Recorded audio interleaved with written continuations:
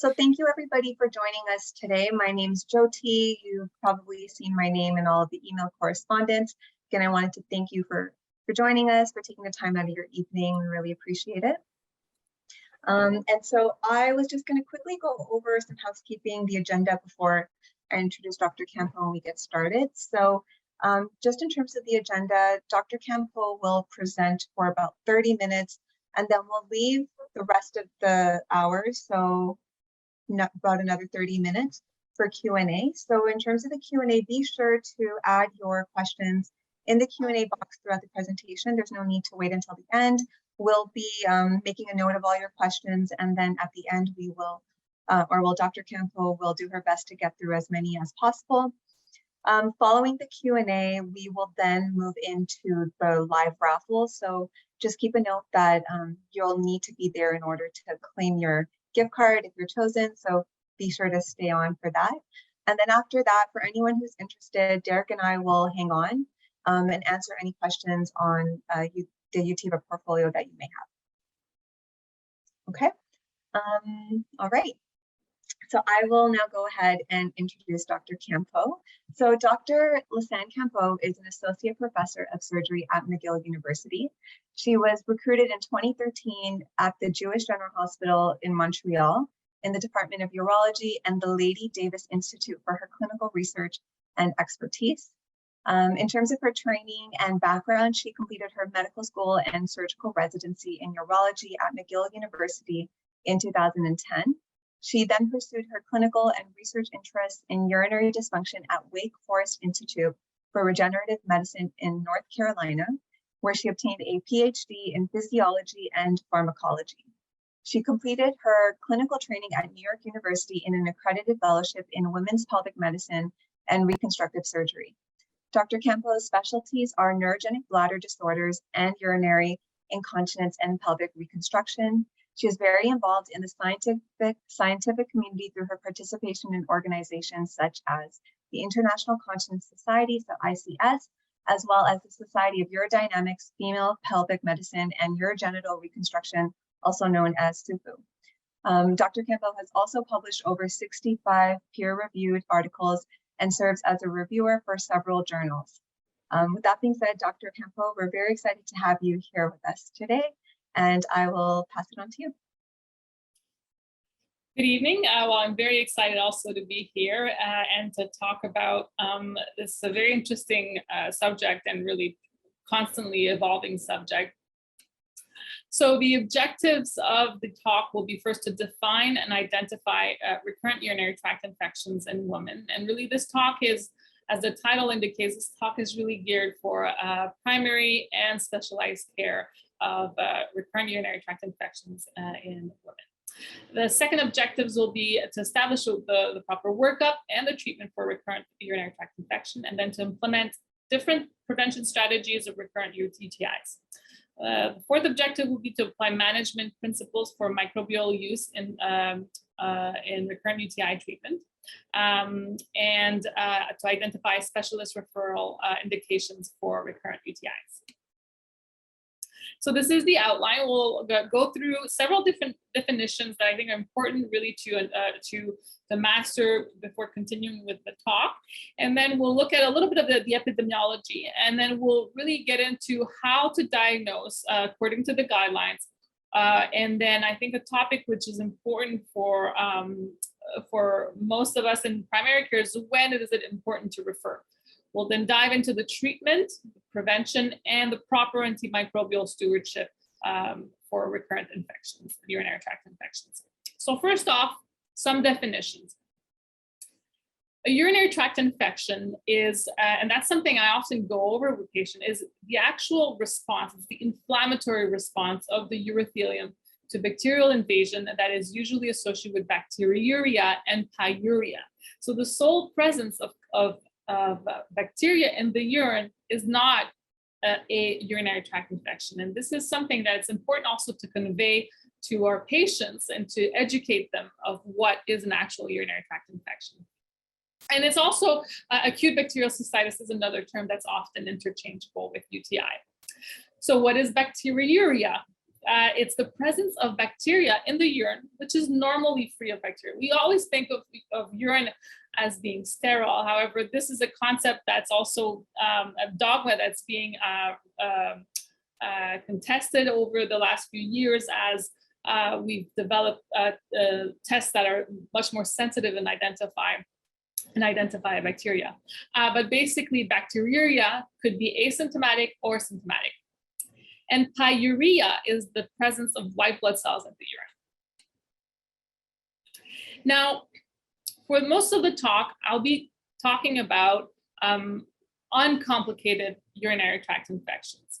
So it's important to understand what that means. And an uncomplicated infection is an infection in a healthy patient with an anatomically and functionally normal urinary tract. So by definition, it can only be in women. So an uncomplicated infection can only be in women. As soon as we go with an infection in a man in the other gender, that is considered a complicated infection. So by definition, a uncomplicated infection is a UTI in a non-pregnant, immune-competent woman. So complicated is basically everything else. So it's an infection with factors that increase the chance of acquiring bacteria and decrease the efficacy of therapy. So anytime that there's an abnormality in the structure, so in the anatomy or the function of the urinary tract, if the patient is immunocompromised, or if the bacteria is actually multi-drug resistant, those are all considered complicated. And as whenever the patient is a man, that is a complicated UTI. Now, again, for most of the talk, I'll be talking about recurrent urinary tract infection as well. So recurrent urinary tract infection is a recurrent episode of an uncomplicated cystitis in women. So really, UTI should be culture proven. And this also will apply throughout the talk, is that we can really refer to UTI if a culture has shown the presence of bacteria. So recurrent UTI is defined as either 2 culture-proven urinary tract infections within 6 months or 3 episodes within 1 year. So both are acceptable definition of recurrent UTI in women again.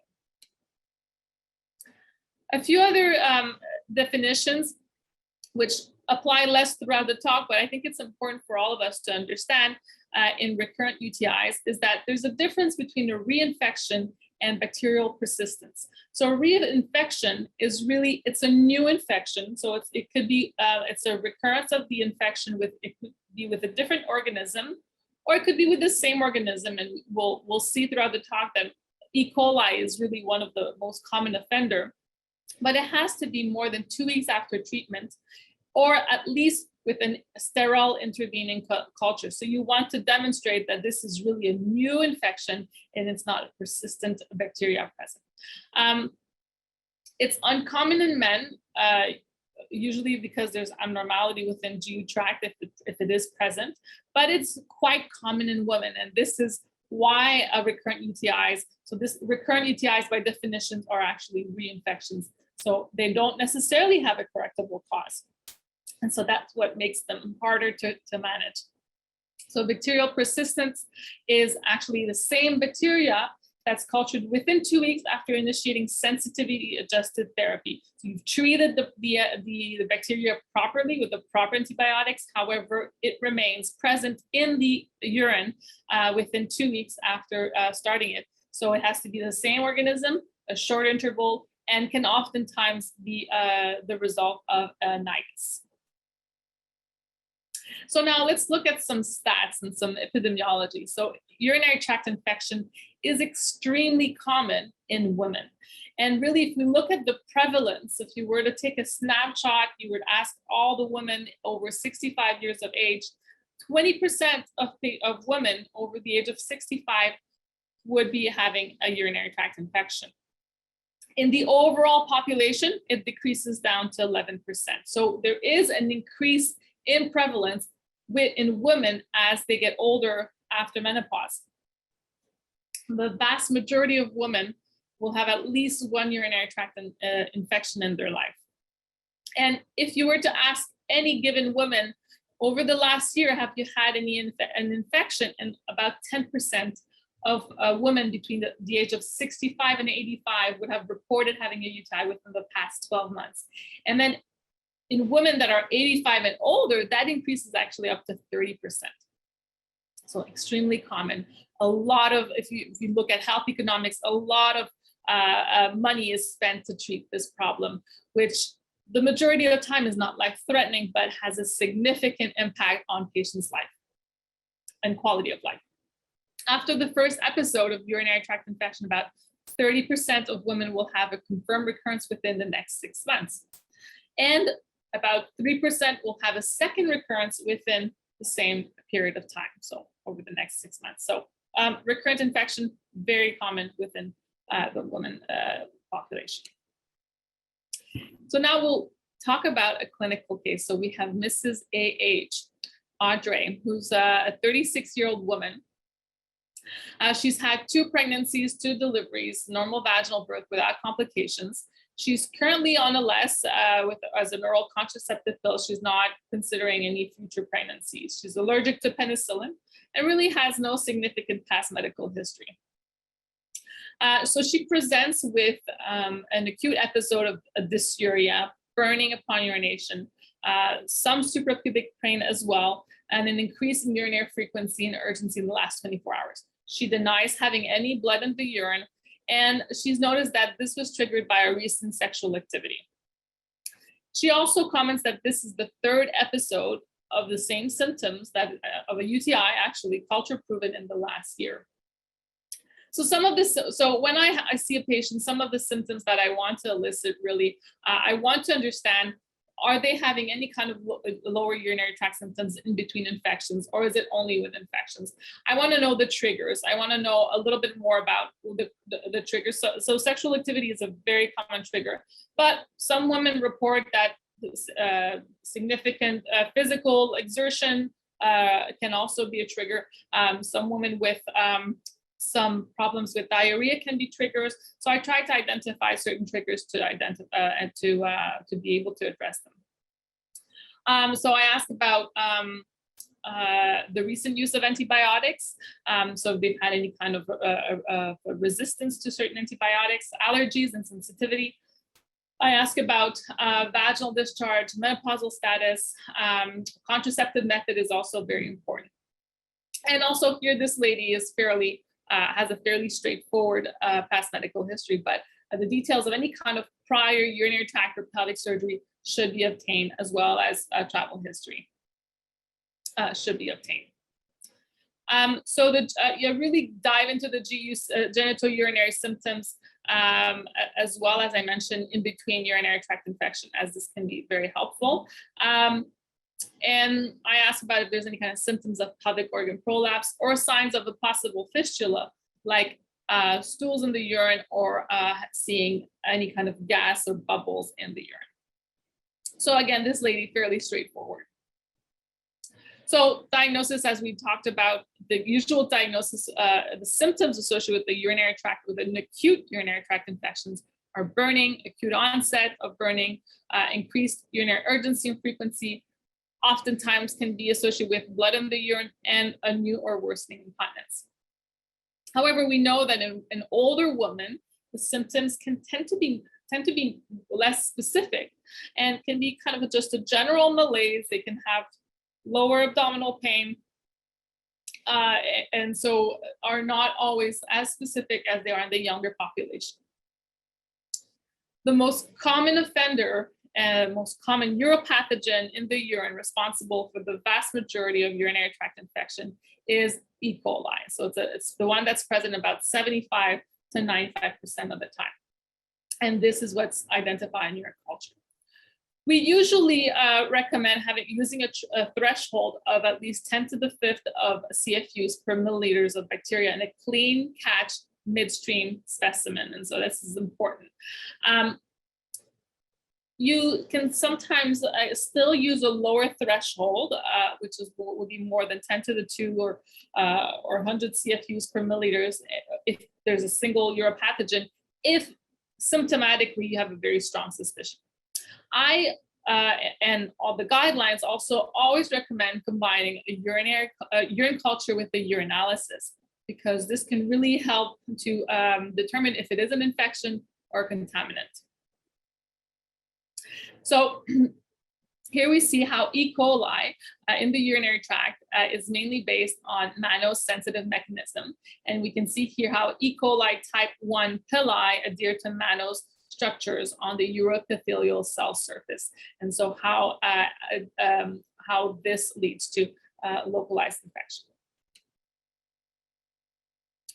So again, with diagnosis, we use, I always use urinalysis to really be able to have a full picture of the presentation. So here we're going to look at the different components of the urinalysis and determine how sensitive or how specific of a test they are. So sensitive is sensitivity would be considered the true positive rates, while specificity would be the true negative rates. So bacteriuria is fairly highly specific for urinary tract infection, about 85 to 95%, with being a little bit less sensitive. And if you have the presence of, again, more than 10 to the 5th CFUs per milliliter, 90% of the time this is an infection. If there is less, the presence of less bacteria, so not detectable, or if it's between 10 to the 2, 10 to the 4th, this can be a false negative result and can be due to limitation by the microscope. Now, if you identify bacteria on the microscopic urinalysis, but the culture is negative, this could be, again, a false positive result on your urinalysis.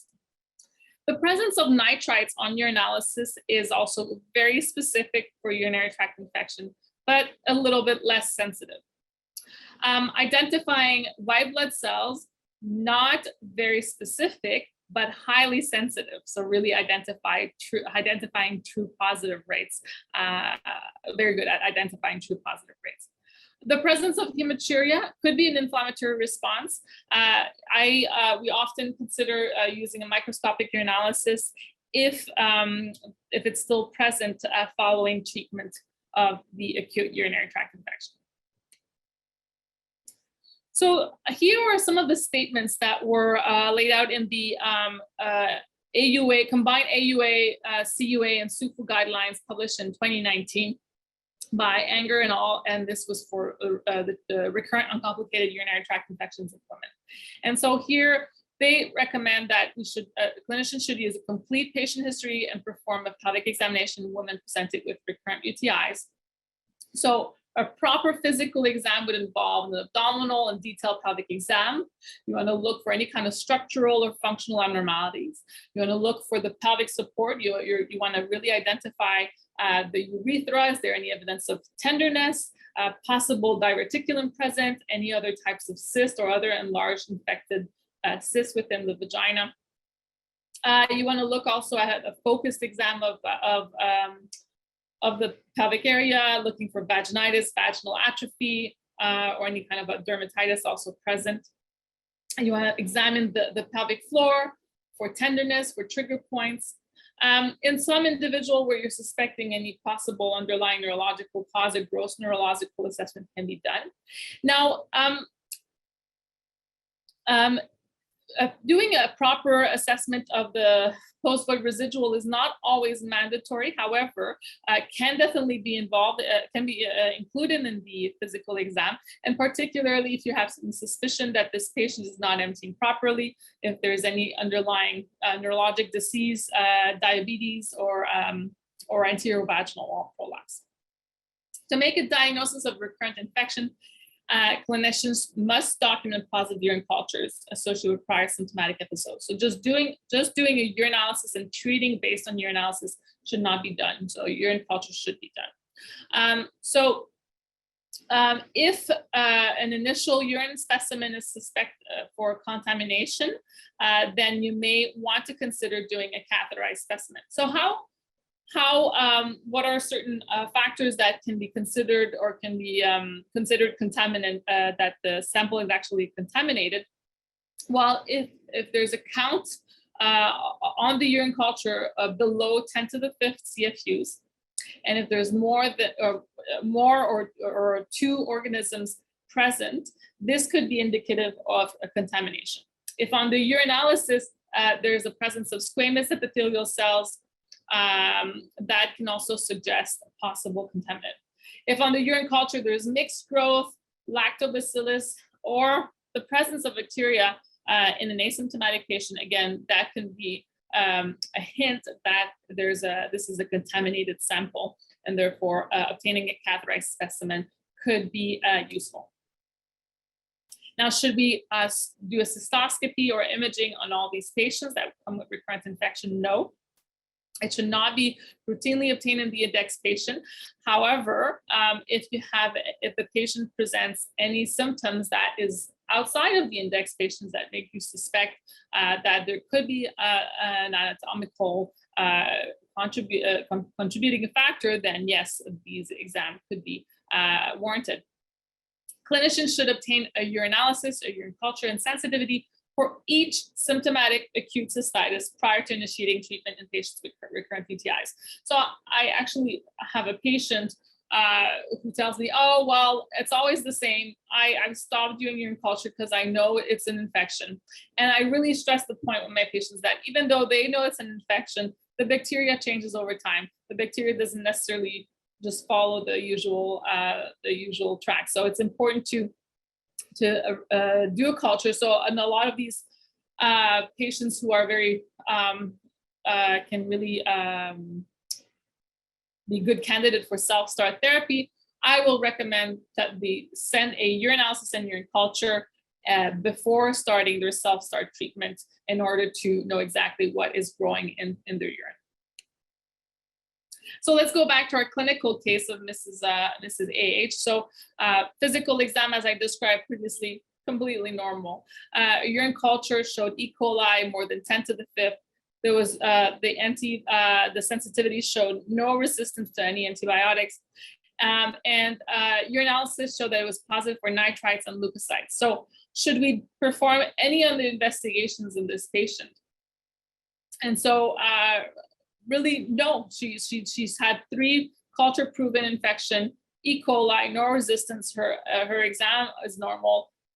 You should treat this acute urinary tract infection and then possibly consider prevention strategy, which we'll be discussing a little bit later.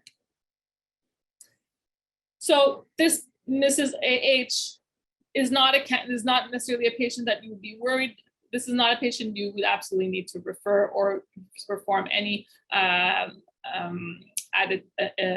investigations. However, there are other patients that may need to be referred to a specialist. So we talked about at the beginning of the presentation, I commented about the difference between reinfection and bacterial persistence after sensitivity-based therapy. That bacterial persistence, despite proper drug-directed, proper use of antibiotics directed therapy, would be a reason to refer, which could suggest that there is a nidus present, and this would be a case for referral. If a patient has had prior surgery or trauma, this may require a cystoscopy or a more advanced investigation. The presence of gross hematuria after resolution of the infection is also abnormal and would require a cystoscopy. Patients who had previous bladder or renal stones could warrant the use of further investigations and imaging or referral. If patients are presenting with obstructive urinary symptoms like straining, weak stream, intermittency, hesitancy, or if they have an elevated post-void residual, would be a reason to refer as well, because this could be the underlying cause for their recurrent infections. If the bacteria shows urea splitting bacteria on culture, it could be from a urolithiasis nidus. If they've had a prior abdominal pelvic malignancy, could be a reason to refer also. If they're immunocompromised, or if they had diabetes, or they have a significant diabetes, would be a reason also to refer. If they have symptoms of a possible fistula, like pneumaturia or fecaluria, which would be air bubbles in the urine or stools in the urine, would be a reason to refer to specialized care. or if they've had repeated pyelonephritis, which is really a different presentation than an acute urinary tract infection. This is, we're talking about general malaise, fever accompanied with their symptoms, with their urinary tract symptoms. So the proper principles of antimicrobial therapy. So the goal of antimicrobial therapy is really to eradicate bacterial growth in the urinary tract. And the efficacy of each types of antibiotic will depend on the levels of these antibiotics that are reached in the urine, and the duration that this level remains above the minimal inhibitory concentration of the infecting organism. So different antibiotics will reach different MIC in the urine, and so this is why you have a very varying dose and duration of treatments. The selection of the antibiotics will depend on the bacteria that's growing.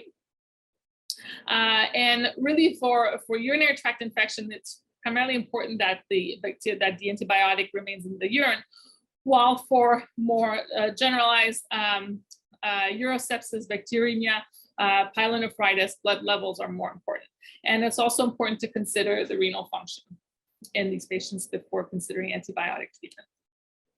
So the first line therapy for the treatment of an uncomplicated symptomatic UTI, these are the three ones, the three different antibiotics you should consider as first line for patients. So we have nitrofurantoin, trimethoprim, sulfamethoxazole, and fosfomycin.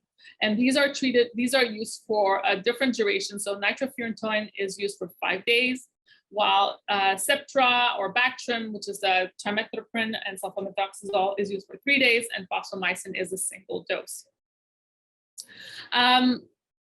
These are first line because of the cure rates, that they definitely cover the more common pathogen, and that they have a low rate of resistance. So this is where resistance is very important. And depending on which region and facility that you are in, there's different rates of resistance present. So I took this data from www.canr.com.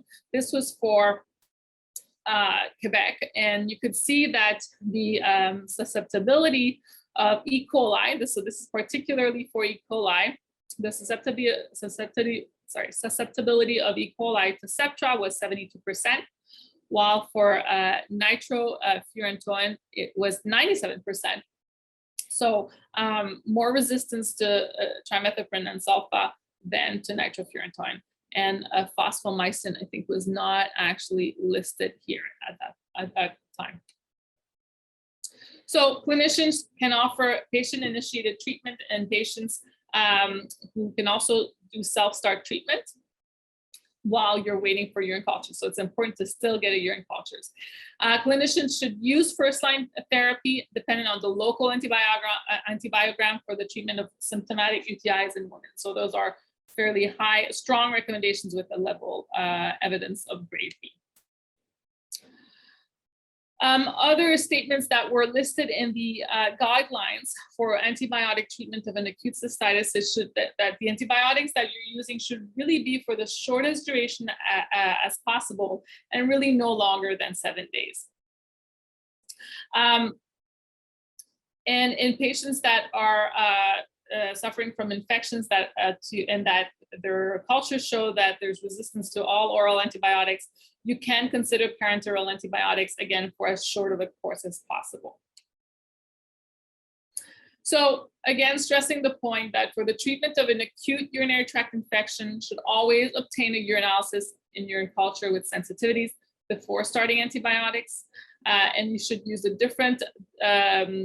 3 different antibiotics, one of the 3 different antibiotics as first-line treatment according to the sensitivity that you're obtaining for this patient. And self-start antibiotics can be considered by the patient after obtaining the sample for culture. So Mrs. AH then had symptom resolution after 5 days of nitrofurantoin.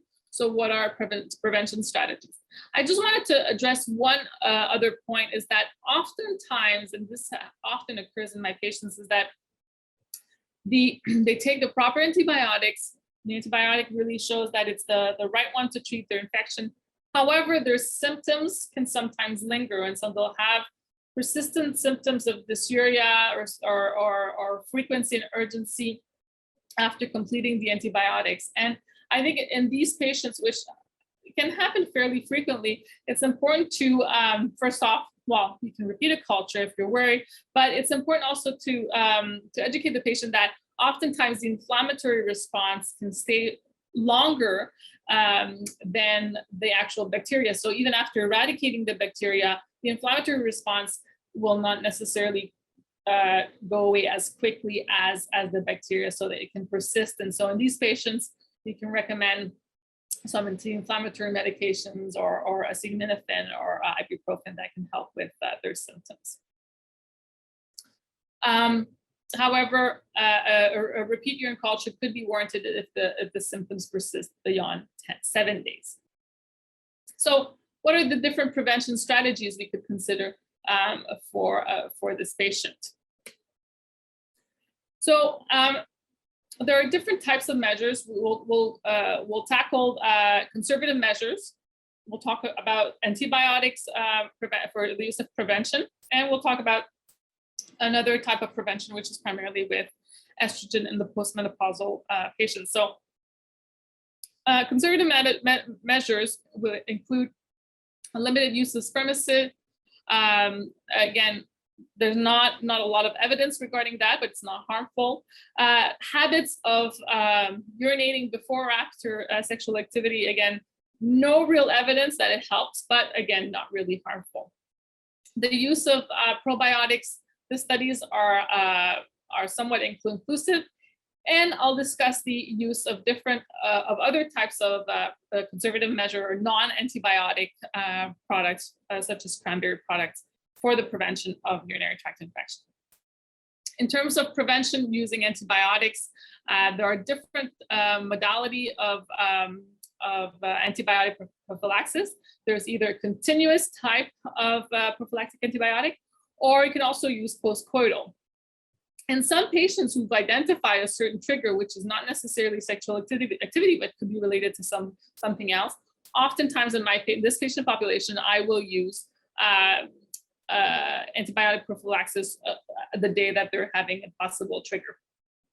And a self-start therapy can be considered a certain way of prevention as well. And we'll talk about also the estrogen in the postmenopausal patient in the different modalities that are present. So now, first, let's talk about antibiotic prophylaxis. Now, again, the guidelines recommend that following the discussion of the risks, benefits, and alternatives, clinicians may prescribe antibiotic prophylaxis to decrease the risk of future UTIs in women of all ages previously diagnosed with UTI. Now, the actual duration of antibiotic prophylaxis in the literature ranges from 6 to 12 months.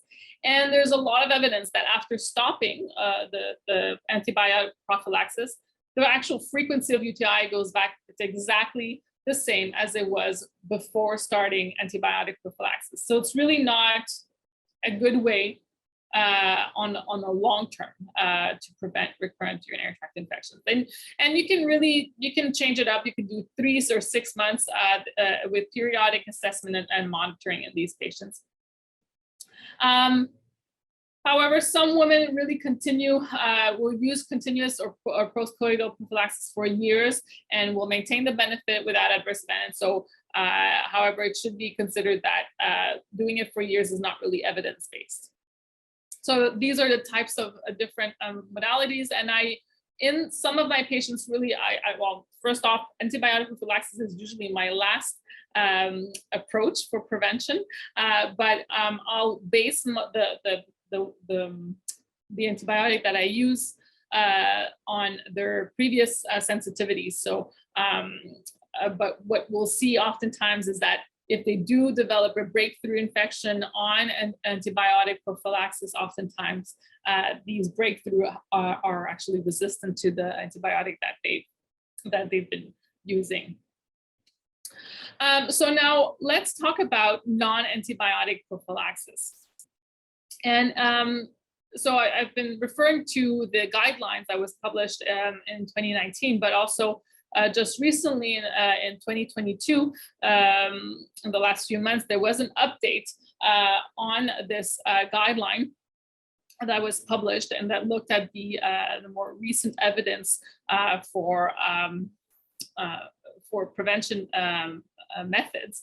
And so first, let's talk about cranberry prophylaxis for women with recurrent UTIs. So this was a evidence level grade C. It was a conditional recommendation, so that cranberry prophylaxis can be used to prevent urinary tract infections in women.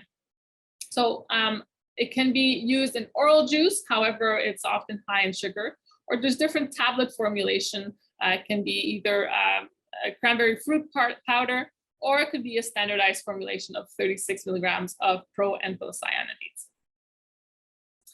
So I think it's important that patients use a formulation that's available and tolerable to them. There's not a sufficient evidence to support one formulation over another when considered food-based supplement.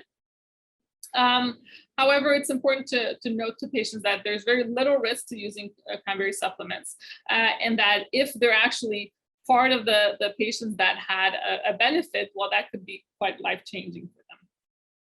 So I usually try to tell patients to stay away from the juice, because I just find that the high sugar content is not useful.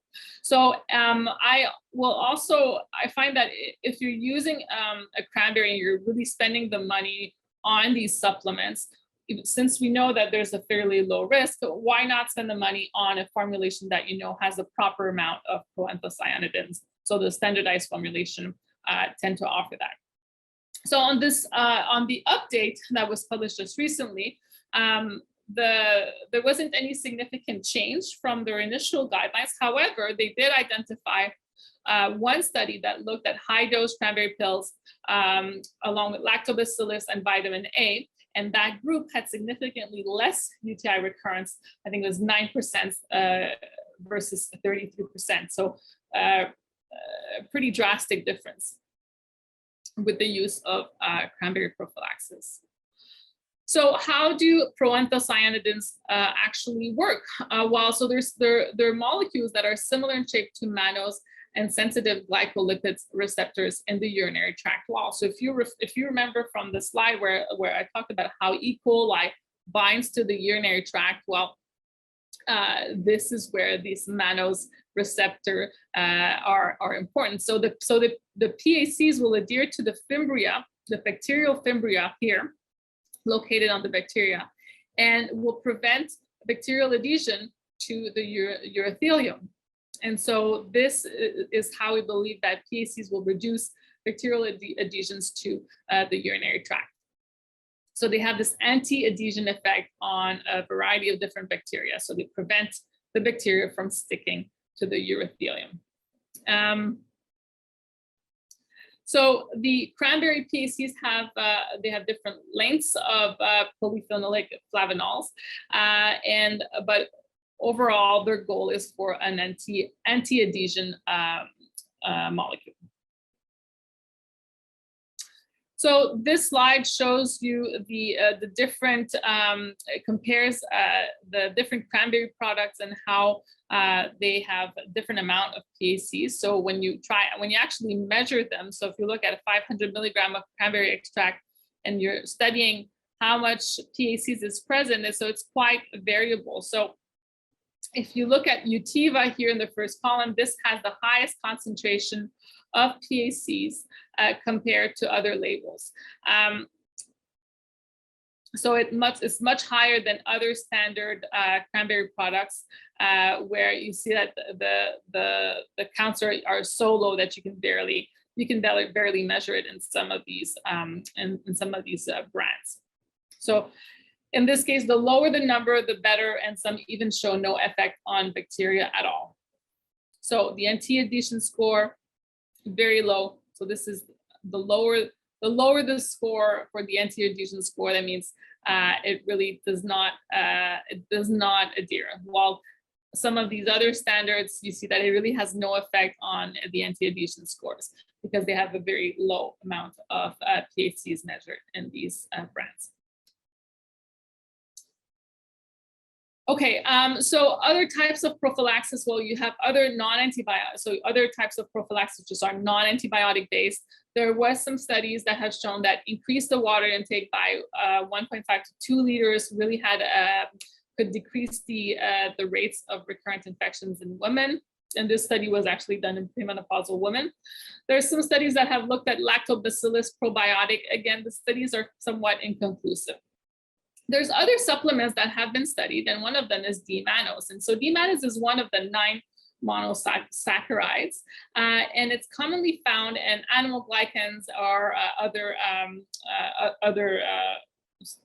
mammals such as humans. And so in the human body, D-mannose is primarily synthesized from glucose and is derived from the breakdown of other conjugates. So it's actually present in various plants, fruits, berries, and cranberries, and leads to the synthesis of glycoprotein. Now, how does D-mannose work? Well, again, D-mannose will bind to the fimbria of the E. coli, of the bacteria, and will inhibit bacterial adhesions to the urothelial. So similarly to the PACs, the D-mannose is trying to have an anti-adhesion effect on the bacteria and preventing it from sticking to the urothelium. And so again, the natural flushing of the bacteria is then eliminated via the urine out of the bladder. So this is somewhat of a competitive inhibition, and this is probably the mechanism by which it prevents the development of urinary tract infections with the use of D-mannose. So it's important also so there's some supplements that have combine the D-mannose and the PACs, but it's important to take them at least 2 hours apart, because there's some studies showing that combining both of them can actually cancel out the effect. Another supplement that has been looked at, or another non-antibiotic prevention strategy, is methenamine. And so methenamine, and this was particularly studied in the most recent update. So it's an antiseptic. So in an acidic environment, the methenamine will be hydrolyzed to ammonia and formaldehyde.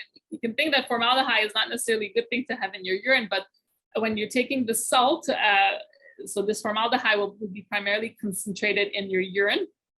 And so the presence of formaldehyde will have an antimicrobial activity and will denature proteins and nucleic acid of bacteria. So it has this antiseptic effect. And there's 2 different salt formulations. They're hippurate and mandolate.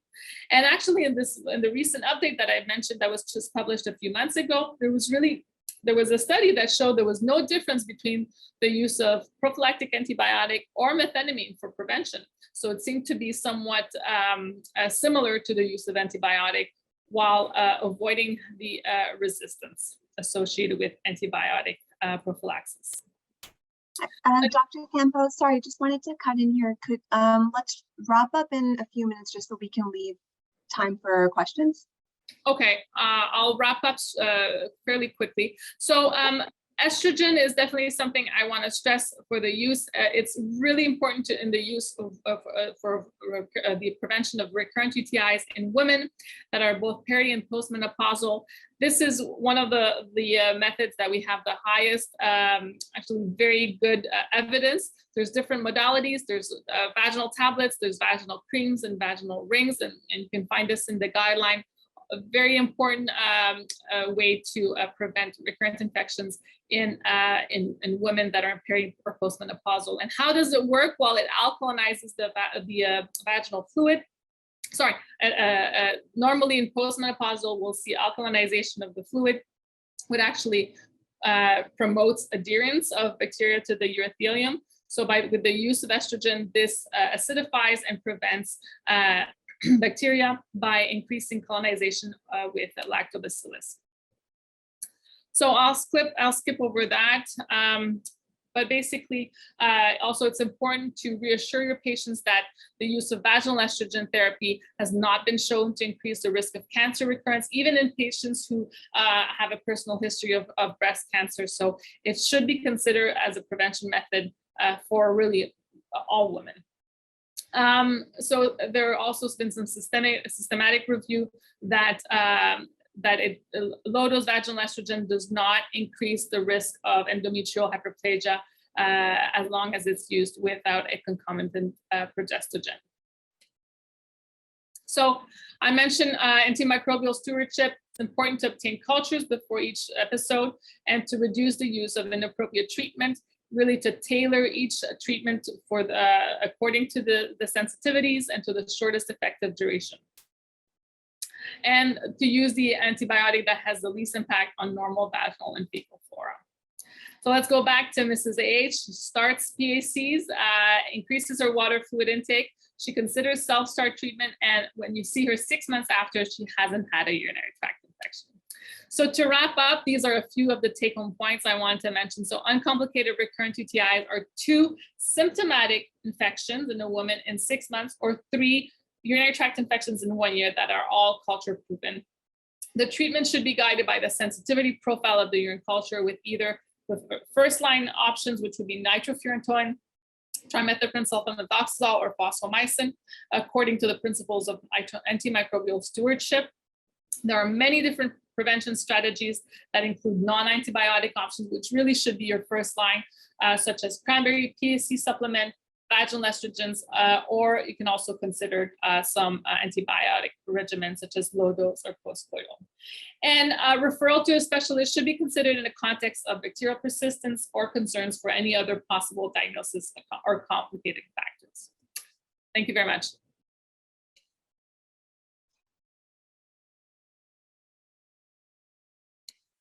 Thank you so much, Dr. Campeau. Sorry that you were a little rushed near at the end. We have tons of questions. So I wanted to make sure we have some time to get through them. So I'll just start just listing them out. So first question, does UTI require symptoms of dysuria? Often cultures come back positive, but the patient becomes asymptomatic. I'm sorry, I didn't understand the question, sorry. Okay, so does a UTI require symptoms of, I guess they're asking to accurately diagnose a UTI, does the patient require to have symptoms of dysuria? They're saying often the cultures come back positive, but the patient becomes asymptomatic. No, so again, so if the culture is positive, but the patient is asymptomatic, that is considered asymptomatic bacteriuria. So that is not an actual infection. An infection is an inflammatory process. Patients need to be symptomatic. Now, symptoms can be variable. In the younger woman patient population, the typical symptoms will be dysuria and increased frequency and urgency. However, in the older woman population, sometimes the symptoms are a little bit more vague, but there's definitely needs to be a change from their baseline status. Okay, thanks. Next question, how is a UTI diagnosed in patients who have an indwelling catheter versus colonization? So these guidelines and all of the talk that I presented is not related to catheter associated urinary tract infections. And so that's a whole other topic necessarily. So the question was specific to what exactly related to the catheter? How would a UTI be diagnosed in patients who have an indwelling catheter? So again, you need to have a change in their symptoms. They need to have symptoms associated, and the amount of bacteria will be variable depending on the catheter, but usually it's more than 10 to the 2. Okay. So do the guidelines require to have a urine culture prior to treatment of UTI? I was under the impression that for simple cystitis, empiric therapy during culture is not required. No, so these guidelines that were published in 2019 actually contest this, some previous management strategies that were recommended. So yes, a culture should be obtained for the treatment of recurrent UTI. Now, if it's a single UTI in a woman, so you're seeing this patient, you've never seen them before, they've never had a UTI, I think there are some guidelines or some management principles that suggest that just doing your analysis, you could treat just based on your analysis. However, these guidelines were made for recurrent UTIs. So for recurrent UTIs, a culture is recommended, absolutely. Okay. How would a urinalysis help differentiate a contamination from a true infection?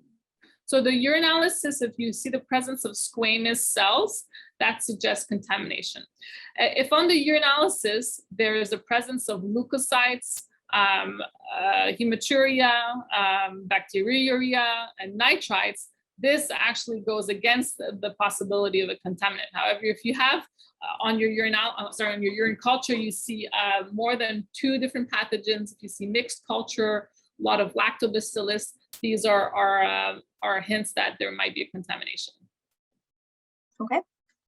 Does Dr. Campeau recommend barrier protection for women on the birth control pill while on an antibiotic? No, there's really no evidence that using a barrier contraception, if women, so if a woman is having a UTI, there's no evidence that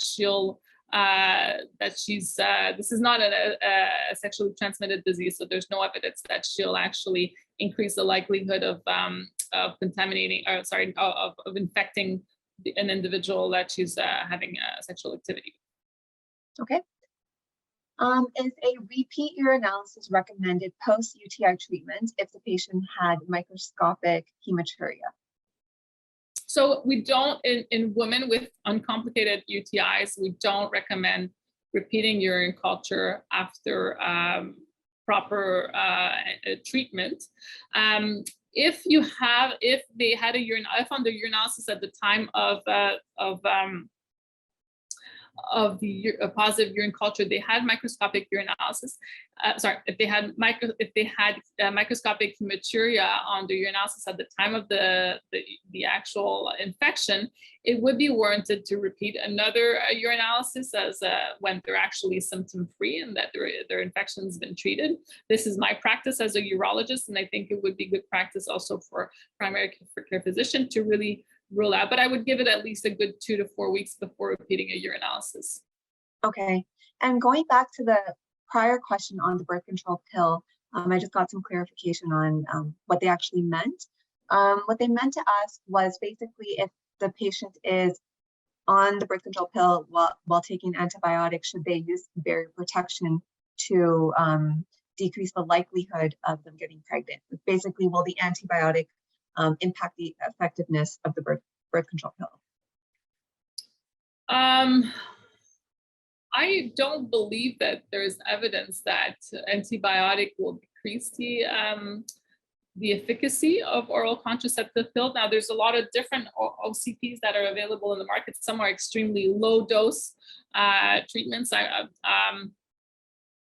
I don't usually discuss that with my patients. I mean, I'm not a gynecologist, so this is a little bit outside of my field, whether regarding the use of OCPs and how their efficacy can be challenged by the use of antibiotics, but not to my knowledge.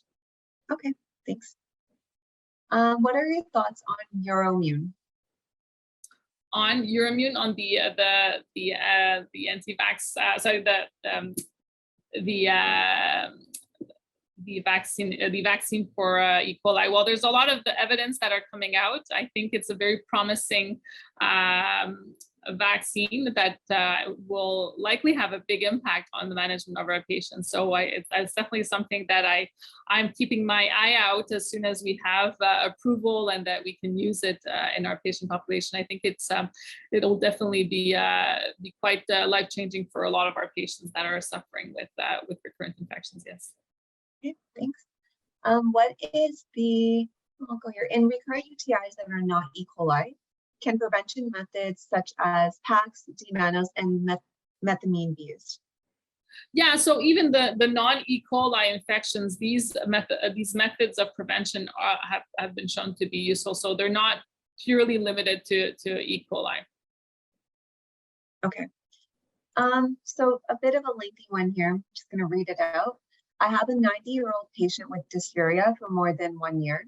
Sometimes the culture becomes positive. I did treat a few of them. However, the dysuria continues despite estrogen cream and cranberry capsules. Your gynecologist saw her and recommended, again, estrogen cream, and she did not perform the cystoscopy. This patient has been suffering with the dysuria. Peridium is not available. She has spinal stenosis and some other symptoms. Hence, I tried nortriptyline and Lyrica, nothing helped. Is there any specific treatment that I could try for this patient? So this is an interesting question. It falls a little bit outside of the topic of the talk, which was really recurrent UTI. I mean, this really falls into more of the bladder pain syndrome and chronic pelvic pain syndrome presentation of dysuria despite negative urine culture. I think you were probably going down the right track in terms of considering this could be more of a neuropathic pain, could be a pudendal neuralgia as well, and so that may be something that needs to be, especially if there's spinal stenosis, that may be something that needs to be investigated a little bit further. Okay, so I'll ask 2 more questions just in the interest of time. For how long do you recommend a patient to try Butiva cranberry packs in primary care before they refer the patient to a urologist? So again, I think it really depends on the overall presentation. I think if you can consider all the different kinds of preventive strategy in your patients that have recurrent UTIs, as long as there's no signs or factors that can put them in a category where there's bacterial persistence, or that you want to rule out other diagnoses. So you can use Butiva for an extended period. You can use other non-antibiotic types of methods. You can use methenamine, you can use D-mannose, and recurrent UTIs, as long as there's no other factors that would warrant a referral to a specialist. So you can try all of them. You can use even antibiotic prophylaxis before referring, as long as there's none of these other factors that would need to be referred for a specialist. Okay. This is an interesting one. So with the upcoming legislation for pharmacists to be given prescribing authority for simple, uncomplicated UTIs, how do you think they can safely do so without testing with urinalysis and urine culture? Yeah, that could be challenging going forward, and so I think this is where it's important to consider patients if it's again, if this is a woman that this is their first episode of UTI, they've never had a UTI before, they don't have any other significant health problems, doing a one-off treatment of a UTI with antibiotics without a urine culture is probably not that problematic. However, if patients are coming with repeated recurrent UTIs and there's no culture, I think that pharmacists, even though they may have the legislation and that they can provide, that they can give antibiotics, I think this is where judgment comes into play, and pharmacists should say, well, this is not normal for this patient to come every couple of months for a dose of antibiotics. Okay, and I'm just going to ask one more question, because I think that this might be something that a lot of people commonly experience, possibly. So some patients where they have a UTI and that the antibiotic helped, but the urine culture comes back negative. Any thoughts? Yeah, so that is a point that's been coming up, and I think this is where the strategies so traditionally we've been using urine cultures to identify the presence of bacteria, and so we've been relying on these methods, which are extremely, somewhat antiquated. These have been, we've been using them for years and years. However, we've over the last few years, they've developed better ways, such as PCR testing or next generation sequencing to identify bacteria by using urinary DNA. And so I think most likely there's been a lot of false negative. And so I think you're using your urinalysis and the presentation is important. So I think there can be some false negative urine cultures, depending on how the sample was taken. Were they taking when did they take antibiotics? These are very important points to consider. But I think even though right now with the literature present, there's not enough data to suggest that we should use clinically PCR and next generation sequencing to for the diagnosis of UTI in patients yet. I think there's going to be more and more literature suggesting that these tools could be used in symptomatic patients. Okay, great. All right, so I will end the question and answer period at that. I just wanted to thank you again so much, Dr. Campeau, for your time and for your great presentation. I definitely learned a lot. I'm sure everybody else did as well. Thank you very much. All right, have a great evening. Thank you. Thanks, Dr. Campeau.